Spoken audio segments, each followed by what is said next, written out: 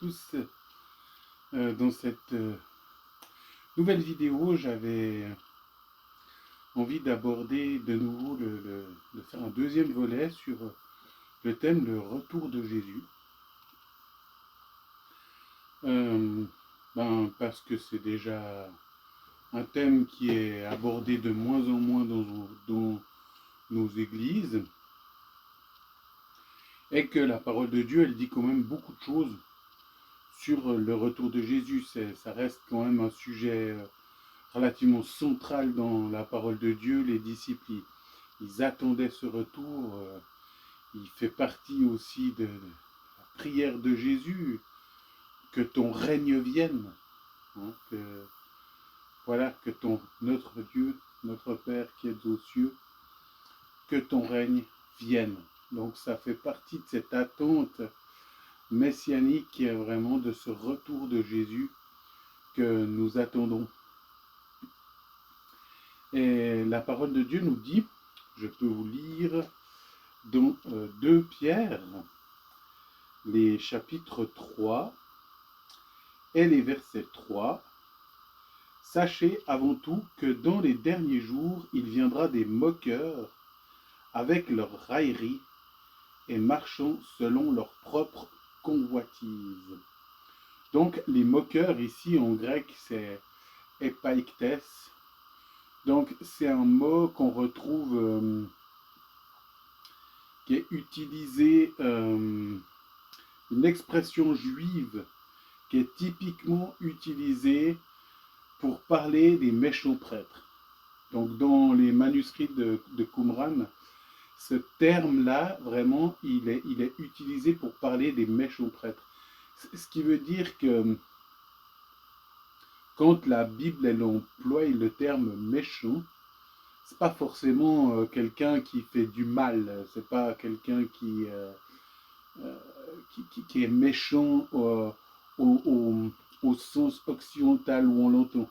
Le méchant dans la parole de Dieu, c'est quelqu'un qui manque de piété, qui n'est pas pieux, qui prend pas de temps avec Dieu, voilà. Donc ce méchant prêtre, donc ça veut dire un pasteur charnel. C'est un pasteur charnel. Et aujourd'hui, on peut remarquer dans l'Église que le retour de Jésus, il est plus prêché, il est plus annoncé. C'est quelque chose qui tend à disparaître. Et on a besoin vraiment de revenir à la parole de Dieu, de revenir à cette urgence, vraiment surtout que la politique, le monde en général nous montre qu'on arrive vraiment à la fin des temps. Pour celui qui s'intéresse un petit peu, qui regarde autour de lui, ça devient indéniable à tous les niveaux. On vit une génération quand même très perturbée, un temps très perturbé, où il est difficile vraiment de ne pas voir les signes. J'aimerais aussi aborder ce passage qui dit, voilà, il en sera comme du temps de Noé. C'est quelque chose aussi qui m'a travaillé, de me dire, voilà, il en sera comme du temps de Noé. Et ce temps de Noé, ça a été un temps où le Seigneur, il a vraiment dit les choses, où il a vraiment annoncé clairement, entre guillemets, le délai, qu'il a donné des signes pour que Noé il puisse savoir un peu quand ce serait la fin. Donc déjà, il y a ce passage qui dit, voilà, l'esprit, mon esprit ne contestera pas toujours avec l'homme, et ses jours seront de 120 ans. Ce passage, il est traduit d'une manière quand même particulière, et il est traduit d'une manière étrange. Et puis, je pense qu'il y aurait eu une possibilité de le traduire un peu mieux, pour faire comprendre vraiment, parce que c'est dans un contexte Genèse 6, on nous dit que justement la terre elle était pleine de violence, qu'il y avait les fils de Dieu qui sont descendus pour coucher avec des femmes, qu'il y avait des géants. Puis au milieu de tout ça, on nous dit, voilà, là, mon esprit ne contestera pas toujours avec l'homme, ses jours seront de 120 ans. Bon, c'est vrai que la plupart des exégètes, ils sont d'accord sur le fait que là, le Seigneur, il est en train d'annoncer le temps qui va rester jusqu'à la fin, jusqu'au déluge. Donc c'est comme si, ce qui veut dire, c'est voilà, je ne vais pas me battre avec l'homme. Je ne vais pas, ce terme contester, là, c'est comme si mon esprit ne va pas se battre avec l'homme encore longtemps. Je vais lui laisser 120 ans. Donc, euh, donc en gros, c'est comme s'il dit, dans 120 ans, je détruis la terre. Et puis c'est vrai que là, il y aurait eu moyen de traduire de manière un peu plus explicite ces paroles. Ensuite, ben, on a un signe quand même important, c'est Métuchéla. Métuchéla, son nom, en fait, c'est comme un nom composé, Matai Shalach. Et puis, Matai, ça veut dire jusqu'à, donc c'est un laps de temps, jusqu'à. Et puis Shalach, c'est laisser aller, c'est vraiment, c'est la fin. Donc, c'est jusqu'à ce que je laisse aller, jusqu'à la fin. Donc, pour Noé, en fait, tant que Methuselah, il est vivant, c'est comme si ça ne peut pas être encore la fin. C'est lui le signe de la fin des temps, en fait.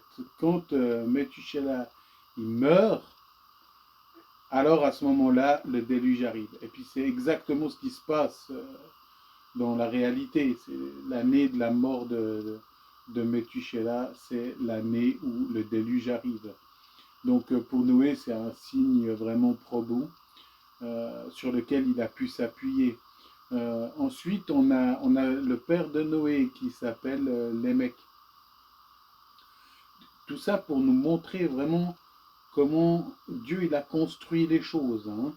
Et puis qu'on comprenne que voilà, il en sera comme du temps de Noé, c'est pour nous, ça doit nous parler. Donc les mecs, il est mort à 777 ans.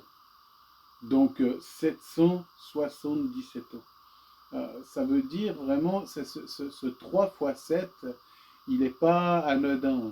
Et puis les mers, en hébreu, c'est comme les chiffres, c'est des lettres, puis les lettres, c'est des chiffres, et puis que les choses, elles peuvent s'inverser. Donc, l'émer, c'est l'anagramme de Meler, donc le roi. Et ça reflète vraiment un côté messianique. Noé, son nom, ça veut dire le repos. Donc, là, on a Methuselah, c'est jusqu'à ce que vienne la fin, jusqu'à la fin. On a Lémer, qui est Meler, qui est le roi, qui amène le repos. Donc cette chronologie des choses,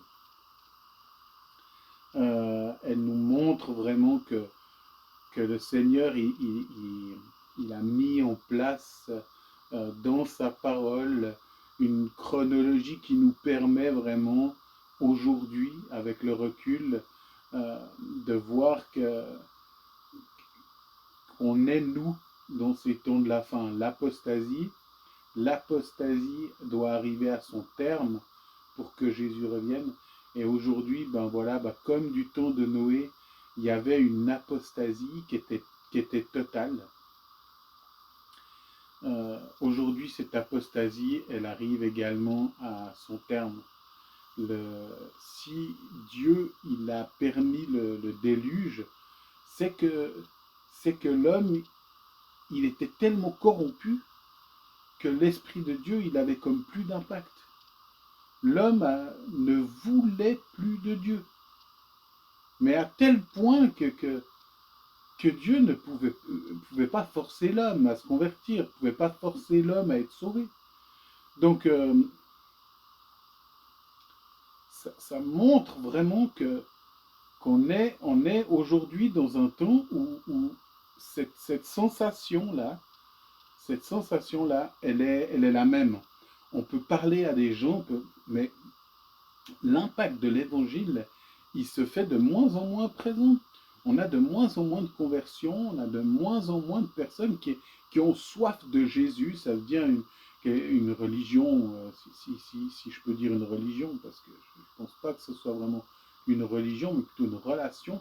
Mais disons que c'est quelque chose qui devient vieillot. Ah, mais toi, tu crois encore en Dieu. Mais non, mais ça, c'est l'Église, c'est la religion, ça a fait trop de mal. Donc, on arrive à quelque chose où l'agnosticisme, il prend de plus en plus de place, l'athéisme prend de plus en plus de place, et puis on a des gens qui croient qu'ils ont toute la vérité parce qu'ils se tournent sur leur avis, puis pas sur des faits ou s'appuyer vraiment sur des vérités. La vérité, elle est de plus en plus bafouée. Et puis ça nous fait penser à ces temps de Noé. Effectivement, ça nous fait penser à ces temps de Noé. On est dans une apostasie qui est incroyable aujourd'hui. Les écrans, les réseaux sociaux, Internet en général est en train de détruire la nouvelle génération. Mais de détruire la nouvelle génération. Ils n'ont plus d'identité, ils n'ont plus comment dire, de fierté, voilà, de chercher, moi je veux être différent, moi je cherche pas à me fixer sur tel ou tel mode, mais je veux vivre ma propre vie. Tout ça, c'est terminé. Aujourd'hui, il y a vraiment une seule mode, il y a une seule manière voilà, même la musique, elle commence à se ressembler. On n'a plus d'artistes véritables dans la musique, mais tout se fait par autotune. Puis ça, cette partie-là, elle fait que nos jeunes, en fait, ils passent tellement de temps devant l'écran qu'ils n'ont plus l'opportunité de se remettre en question. Ils n'ont plus l'opportunité de réfléchir sur eux-mêmes, de penser à leurs âmes, de penser à l'avenir, de penser au monde. Ils sont déconnectés de la nature, ce qui est aussi quelque chose de terrible quand on grandit dans des villes pleines de béton, avec des supermarchés qui nous permettent de tout avoir, sans même attendre, voilà, c'est le tout de suite. Et ben, en fait, on est déconnecté de la nature, on est dans un monde mécanique, on est dans un monde technologique, et puis ben, on n'a plus besoin de Dieu. On n'a plus besoin même de réfléchir à Dieu parce que ce monde, il offre tout ce qui pourrait satisfaire mon ego, ce qui pourrait satisfaire ben, mes plaisirs instantanés. Et du temps de Noé, c'était comme ça. Noé, c'est le plus grand évangéliste de toute l'histoire de la planète. L'homme a évangélisé pendant 120 ans euh, les peuples, les gens qui l'entouraient, de par la création de son bateau, en disant voilà, Dieu va détruire la terre, Dieu va détruire la terre, repentez-vous, repentez-vous, venez avec moi, j'ai créé le moyen d'être sauvé, le moyen d'être libéré, et bientôt il va pleuvoir, vous allez être noyés. Puis en fait, il a évangélisé pendant 120 ans sans jamais avoir une seule conversion. C'est un modèle de persévérance, il s'est pas laissé décourager, il s'est pas laissé intimider, il a dû être insulté, mais on a dû lui dire tout et n'importe quoi, Noé. C'était quelque chose surtout que la Bible nous nous parle pas de la pluie avant cette période. Elle nous dit même dans Genèse 2 que en fait, il n'avait jamais plu sur la terre, que qu'il y avait une vapeur qui s'élevait du sol pour arroser les choses. Donc, il n'est jamais fait mention de la pluie avant cette période. Donc, il y a de fortes chances pour que, même quand Noé il parle de ça, les gens ils disent, mais tu es complètement fou. Tu es en train d'annoncer des choses qui n'existent pas. Regarde, il n'y a pas d'eau qui tombe du ciel. Il y a une vapeur qui vient arroser chaque jour notre terre et qui fait que tout va très bien. Donc tu es complètement fou de parler de ça. D'après certains scientifiques, la Terre, elle aurait pu même avoir un anneau comme Saturne, qui était un anneau d'eau. Et quand c'est marqué que les écluses des cieux ils sont tombés sur la terre, eh ben, certains pensent que le, le, cet anneau, en fait, il est tombé sur la terre. Les eaux de cet anneau, en fait, ils ont été, je ne sais pas, c'est l'attraction terrestre, qu'est-ce qui s'est passé à ce moment-là. Mais c'est bien possible que cet anneau, en fait, il soit tombé sur terre et puis que ça a amené vraiment, justement, une pluie complètement incroyable, des torrents comme on n'a jamais vu. Il nous est dit aussi que le sol il s'est ouvert, que les puits de l'abîme, vraiment, ils ont fait jaillir cette eau. Donc, on a une catastrophe naturelle sans précédent. Les gens, ils ont dû être vraiment terrorisés par quelque chose qu'ils avaient peut-être jamais vu. Et nous, c'est l'inverse. Nous, il nous est dit que pour nous, voilà, la puissance des cieux, elle sera ébranlée, que cette terre, elle est réservée pour le feu. Et que les étoiles, elles tomberont du ciel. Donc, qu'est-ce qui va se passer pour nous? Est-ce que justement, autant l'abîme il va s'ouvrir pour laisser éclater des volcans sans précédent, et puis qu'il y a des étoiles qui vont tomber du ciel, qui vont embraser l'atmosphère. euh, Quelle va être la fin de ce monde si elle est réservée pour le feu? Pierre nous dit les éléments embrasés se dissoudront. Ça va être quelque chose de phénoménal. Et je pense que c'est à nous aujourd'hui d'être des Noé, d'avertir vraiment cette génération.